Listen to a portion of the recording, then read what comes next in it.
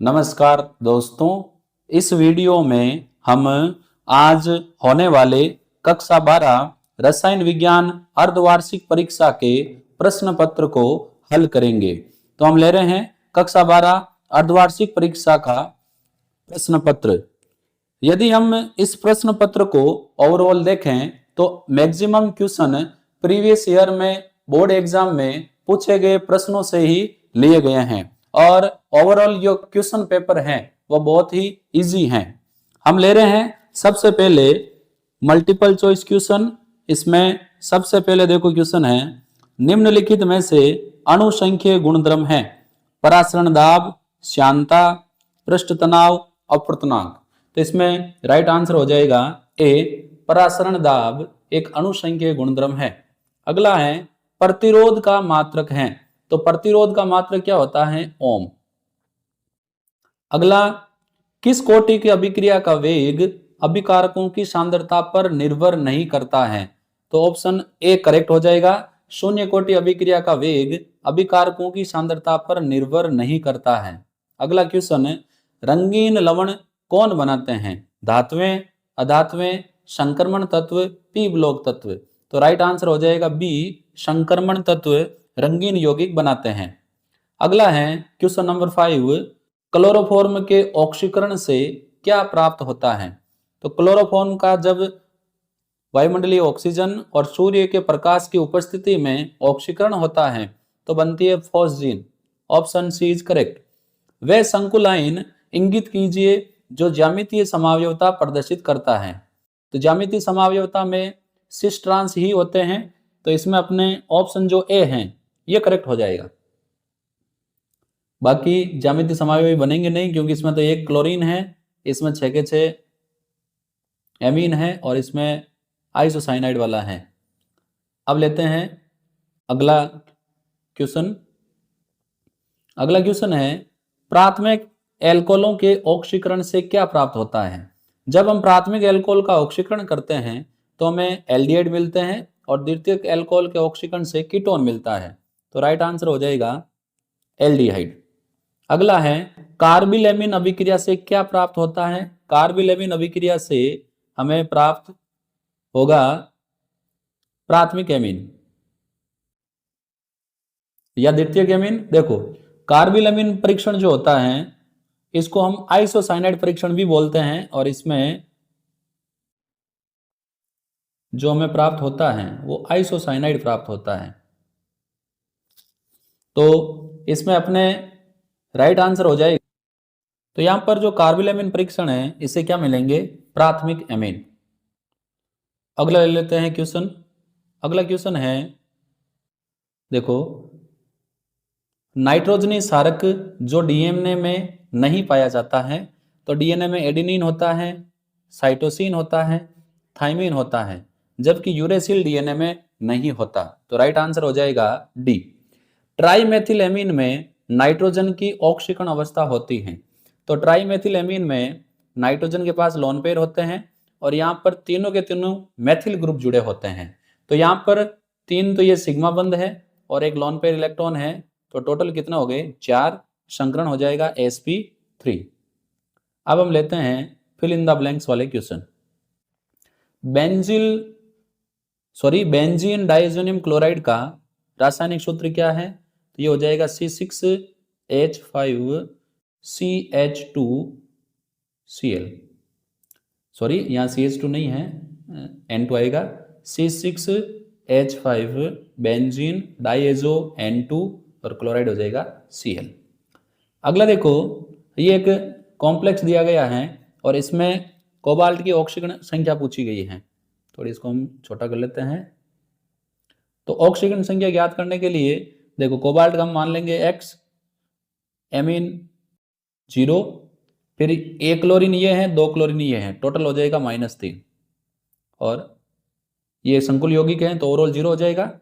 -3 बराबर के उस तरफ जाएगा तो क्या हो जाएगा? +3। तो यहाँ कोबाल्ट की ऑक्सीकरण अवस्था है +3। अगला क्वेश्चन है, जल में विलय विटामिन है, तो विटामिन बी और विटामिन सी जल में विलय होते हैं। सभी नाभिकीय रेडियो एक्टिव से अभिक्रियाएं, ये जो अभिक्रियाएं हैं ये प्रथम कोटि की अभिक्रियाएं होती हैं। हिमांक अवनमन स्थिरांक की इकाई क्या है? तो देखो ये फॉर्मूला अपने कुछ ऐसे होता है, TF equal to KF into M. हमें KF की चाहिए यूनिट, तो KF इक्वल टू हो जाएगा TF अपॉन एम। ये टेम्परेचर है जो होगा केल्विन में, और ये मोललता मोल प्रति किलो, ऊपर जाएगा तो साइन चेंज हो जाएगा, तो इसका यूनिट हो जाएगा kelvin into mole inverse into kilo. ये हो जाएगा KF की यूनिट। आयनिक विलयनों की चालकता का मापन चालकता मापी द्वारा किया जाता है। चलते हैं अगले क्वेश्चन पर। देखो यदि 8 ग्राम NaOH 450 मिलीलीटर विलयन में घुला है तो मोलरता ज्ञात कीजिए। तो देखो विलय की मात्रा है 8, NaOH का अनुभार हो जाएगा 40 इंटू विलयन की मात्रा है 450 मिलीलीटर, लीटर में कन्वर्ट करने के लिए ऊपर 1000 से गुणा कर लेंगे। ये 8 40 को काट देगा 5 बार, ये 0 से 0 कैंसिल आउट हो जाएगा, और ये 5 चला जाएगा, 8 काट देगा 40 को 5 बार, और ऊपर 1000 है तो ये 0 से 0 कट जाएगा, ऊपर बचे 100 और नीचे कितने बचे 5, ये 5 काट देगा इसको 20 बार, तो ये अपने हो जाएगा 20/45। और आगे इसको सोल्व करोगे तो 20 में 5 का भाग 4 बार चला जाएगा, ये चला जाएगा 9 बार, 4/9। आगे आप सोल्व कर लेना, 0.44 आएगा। कोलराउस का नियम लिखिए। उससे पहले चलो ये द्वितीय कोटि की अभिक्रिया के वेग स्थिरांक की इकाई, तो इसके वेग स्थिरांक की इकाई क्या होगी? देखो mole inverse into litre into second inverse, ये द्वितीय कोटि अभिक्रिया के इकाई है। कोलराउस का नियम लिखिए। इस नियम के अनुसार किसी वैद्युत अपघट्य की अनंत अनुता पर मोलर चालकता उसके धनायन व ऋणायन की मोलर आयनिक चालकताओं के योग के बराबर होता है। एसीटोन का आईपीएसी नाम एसीटोन होता है CH3 C double bond O CH3। Numbering करेंगे 1 2 3, 3 है तो 3 के लिए हो जाएगा प्रोपेन, और 2 नंबर पर कीटोन है तो 2 ऑन, नाम हो जाएगा एसीटोन का प्रोपेन 2 ऑन। अगला है कार्बोक्सिलेट आयन की अनुनादी संरचना बनाइए। तो देखो ज्यादा इसमें डिफिकल्ट नहीं है, मैं आपको बना के बता देता हूं। ये कार्बोक्सिलेट आयन ऐसा होता है CH3 C double bond O और ये O-। तो अनुनादी संरचना बनाएंगे तो ये बंद इलेक्ट्रॉन इस ऑक्सीजन पर जाएंगे और ये ऑक्सीजन अपना लोन पेयर यहाँ दे देगा। तो अगली संरचना हो गई CH3C, ये सिंगल बॉन्डेड हो जाएगा, इस पर आ जाएगा नेगेटिव, और ये हो जाएगा डबल बॉन्डेड। ये कार्बोक्सिलेट आयन की 2 अनुनादी संरचनाएं हो जाएगी। अगला क्वेश्चन ले रहे हैं,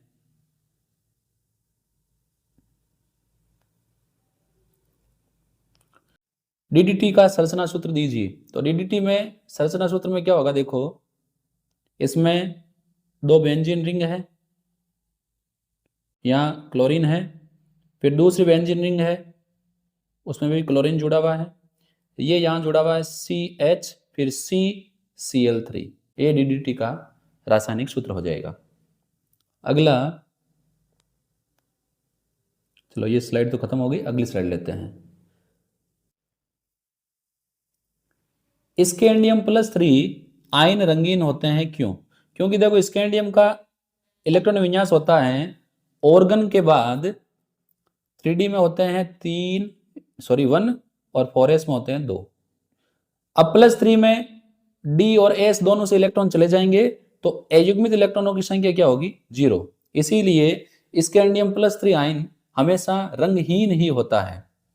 मिश्र धातु किसे कहते हैं? लैंथेनाइट तत्वों के संयोग से बनी धातु मिश्र धातु कहलाती है। इसकी संघटक धातु होती है लैंथेनम, सीजियम, नियोडीमियम, अल्प मात्रा में होता है आयरन। ये इसकी संघटक धातु हैं। लाश नदी में फेंक करके मैंने आपको ट्रिक बताई हुई है। संघटवाद के सिद्धांत को समझाइए। यह सिद्धांत दिया था विलियम लुइस व मैक्स ट्राउट्स ने। इस सिद्धांत के अनुसार अभिकारक अणुओं के मध्य टक्कर से उत्पाद बनता है। प्रति सेकंड होने वाली टक्करों की संख्या को टक्कर आवर्ती या संघट आवर्ती कहते हैं, और अभिक्रिया का वेग संघट आवर्ती के समानुपाती होता है। यह संघटवाद सिद्धांत कहता है। देखो अगला जो क्वेश्चन है, ये as it is board exam आया हुआ है।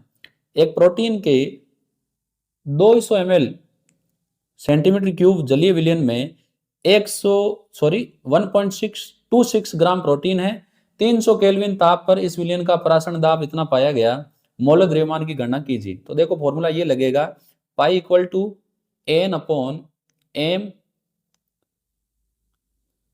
इसको थोड़ा एडिट कर देते हैं, ये लगेगा पाई इक्वल टू, चलो मैं दूसरी स्लाइड में देता हूँ। देखो फॉर्मूला है पाई इक्वल टू विलय की मात्रा बटा अणुभार इंटू आयतन इंटू आर गुणा टी। अपने को क्या चाहिए, देखो क्वेश्चन में क्या पूछा हुआ है, क्वेश्चन में पूछा हुआ है मौल्य द्रव्यमान की परिकल्पना कीजिए। तो मौल्य द्रव्यमान हमें ये चाहिए एम, तो एम बराबर हो जाएगा W upon pi into V into R T. R की वैल्यू 0.0821 टी 300 केल्विन दिया हुआ है, ये हमें दिया हुआ है 1.26, पाई प्राशन दाब दिया गया है और वी विलियन का आयतन इसमें मेंशन है। देखो मैं आपको बता देता हूं ये, तो अपने यहां पर आयतन दिया हुआ है 200 सेंटीमीटर क्यूब, 0.2 हो जाएगा। और ये देखो ये विलय की मात्रा है, ये टेम्परेचर है और ये प्राशन दाब। वैल्यू रखेंगे तो आपके विलय के मौलिक द्रव्यमान की मात्रा आ जाएगी। कार्बोक्सिलिक अम्ल फिनोल से अधिक अम्लीय होता है, क्यों? क्योंकि कार्बोक्सिलिक अम्ल में इसकी H+ निकलने से जो कार्बोक्सिलेट आयन बनता है उसमें नेगेटिव चार्ज अधिक विद्युत ऋणी ऑक्सीजन में होता है, जबकि फिनोल में H+ निकलने से बना फिनोक्साइड आयन जो है इसमें नेगेटिव चार्ज कम विद्युत ऋणी कार्बन पर होता है, इसीलिए कार्बोक्सिलिक अम्ल फिनोल से अधिक अम्लीय होता है।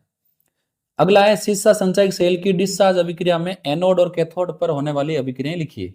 तो देखो एनोड पर होगा Pb+2 जो है ये सल्फेट आयनों से रिएक्शन करके बना लेगा PbSO4, ये होगी एनोड पर। कैथोड पर क्या होगा, कैथोड पर PbO2, H+ आयन और सल्फेट आयन ये मिलकर बना लेंगे PbSO4 और जल के अणु। बैलेंस करने के लिए यहाँ 4 कर लेंगे, इसको 2 से गुणा कर लेंगे, तो अपने रिएक्शन बैलेंस हो जाएगी। दोनों को जोड़ोगे, ये एनोड वाली हो गई और ये कैथोड वाली। अगले चलते हैं। हाँ, उपरोक्त अभिक्रिया में ए व बी को पहचानिए। तो देखो ये प्राथमिक एमीन की अभिक्रिया ब्रोमीन और NaOH से है। ये कौन सी अभिक्रिया है, ये हाफमैन ब्रोमेमाइड अभिक्रिया है और इससे बनेगा प्राथमिक एमीन RNH2, एक ये बनेगा और Br और K मिलकर बनाएंगे KBr और साथ में बनेगा जल H2O। आगे इसकी अभिक्रिया करवा रहे हैं क्लोरोफॉर्म और KOH से, कार्बोलेमिन अभिक्रिया है और इससे क्या बनेगा एल्किल आइसोसाइनाइड प्लस KCl और साथ में बनेगा H2O। सिंपल सी रिएक्शन है। आगे देखो, तो यहां पर ए क्या हो जाएगा, ए हो जाएगा प्राथमिक एमीन और बी हो जाएगा आइसोसाइनाइड, एल्किल आइसोसाइनाइड।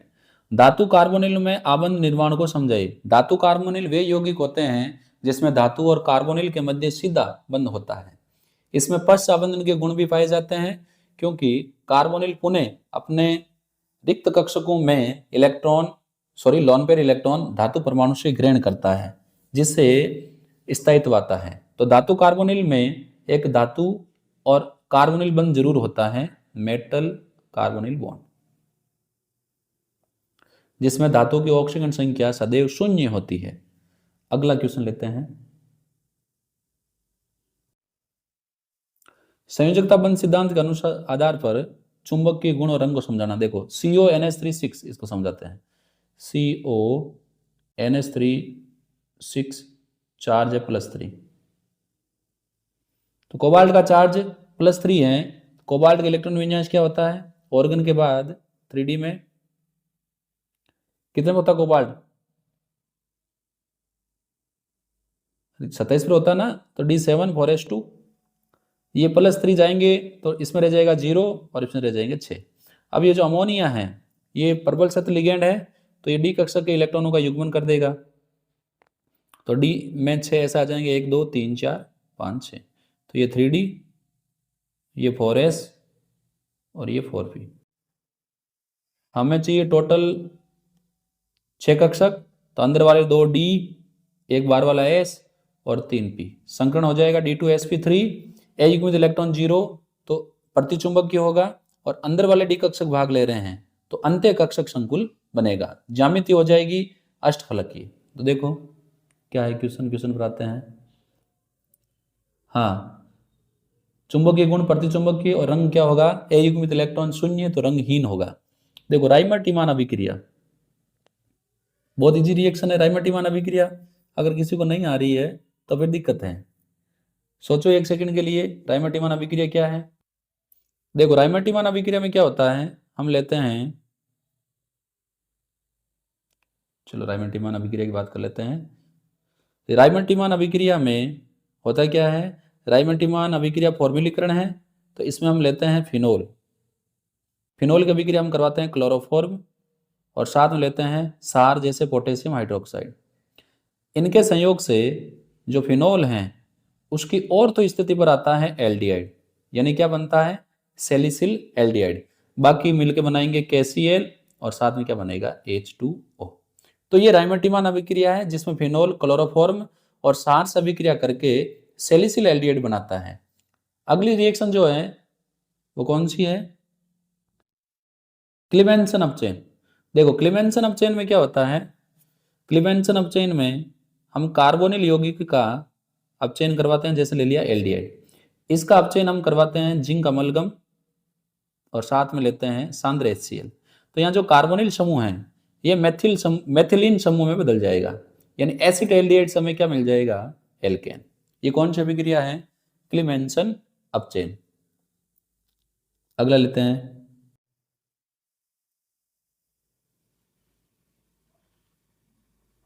यदि प्रथम कोटि की अभिक्रिया का वेग स्थिरांक 3.0 सेकेंड इनवर्स है तो अर्धायु क्या होगा। तो अर्धायु का फॉर्मूला देखो ये है, T12 इक्वल टू 0.693 अपॉन ये क्या है 3, तो बस भाग दे दो, आपके सीधा आंसर आ जाएगा। अभिक्रिया के वेग की ताप पर निर्भरता लिखिए।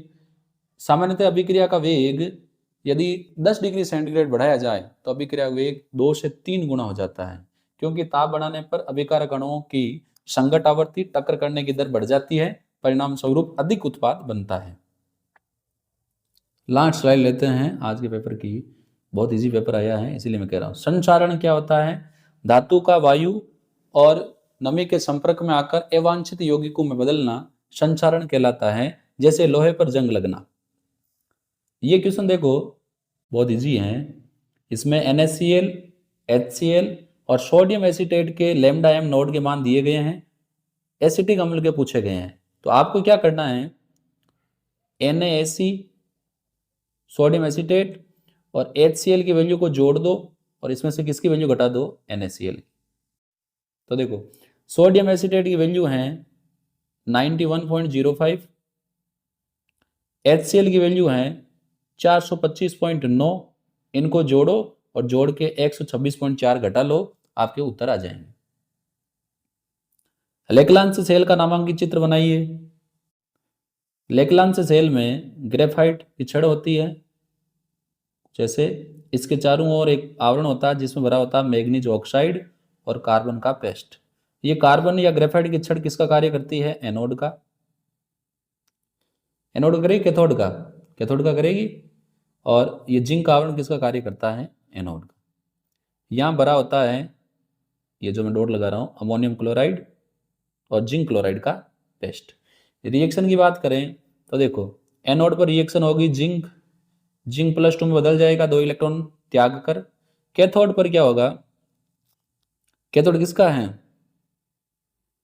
देखो कैथोड पर होगा मैग्नीशियम ऑक्साइड और अमोनिया क्लोराइड के अमोनियम आयन इलेक्ट्रॉन ग्रहण करेंगे और ये बदल जाएंगे Mn2O3 में, साथ में बदल जाएगी NH4 अमोनिया में और साथ में क्या बन जाएगा, जल। तो ये एनोड वाली रिएक्शन है और ये कौन सी रिएक्शन है, कैथोड वाली। इजी रिएक्शन है।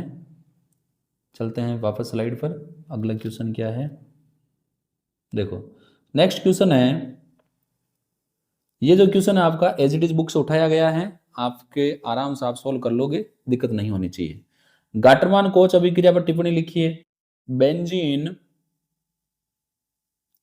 कार्बन मोनोऑक्साइड और हाइड्रोजन क्लोराइड से निर्जल एल्यूमिनियम क्लोराइड की उपस्थिति में अभिक्रिया करता है और बनाता है बेंज एल्डिहाइड। यहाँ बेंजीन से एल्डिहाइड समूह आके जुड़ जाता है, इसको बोलते हैं गाटरमान कोक अभिक्रिया। अगली देखो, अगली जो अपना रिएक्शन है ये है अपने एल्डोल संघनन। इसमें एसिड एल्डिहाइड के 2 अणु हैं। तो देखो ये एसिड एल्डिहाइड का पहला अणु, ये एसिड एल्डिहाइड का दूसरा अणु, hydrogen C double bond OH। तो ये हाइड्रोजन आ जाएगी इस ऑक्सीजन के पास, ये कार्बन सीधा जुड़ जाएगा यहाँ, तो बन जाएगा अपने CH3CH, इस ऑक्सीजन के पास आ जाएगा ये हाइड्रोजन OH, CH2, आगे है CHO। ये बन जाएगा अपना A, और B में यहाँ से जाएगा OH और यहाँ से जाएगा H, यहाँ बन जाएगा डबल बॉन्ड। तो अपना A क्या हो जाएगा, CH3CHOH CH2 CHO, ये A, और B हो जाएगा CH3CH double bond CH CHO, ये हो जाएगा अपना B, भी हो जाएगा A। अगला है रोजेनमुंड अभिक्रिया पर टिप्पणी लिखिए। तो रोजेनमुंड अभिक्रिया में एसिल क्लोराइड का हाइड्रोजनीकरण हम करते हैं पैलेडियम और BaSO4 के द्वारा। तो यहाँ पर ये किस में बदल जाएगा, यहाँ Cl है एसिल क्लोराइड, तो ये बदल जाएगा एल्डिहाइड में, और साथ में H और Cl मिलकर बना लेंगे HCl। तो एसिल क्लोराइड यहाँ Cl है का अपचयन यदि हम पैलेडियम BaSO4 द्वारा करवाएं तो हमें एल्डिहाइड मिलता है, इसे रोजेनमुंड अभिक्रिया कहते हैं। इसीलिए मैं कहता हूँ कि आपको नेम रिएक्शन तो याद होनी ही चाहिए। अगला क्वेश्चन है, चलिए भी इजी है, मैं इसको यही करवा देता हूँ।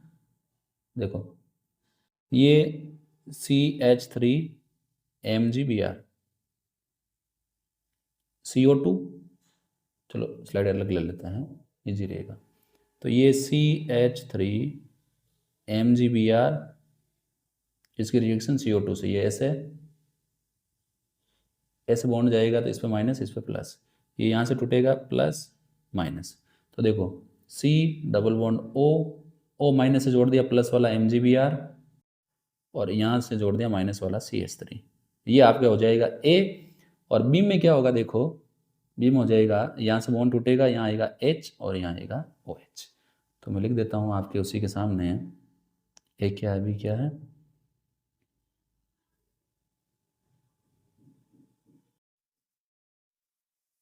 तो देखो अपने A हो जाएगा CH3C डबल बॉन्ड O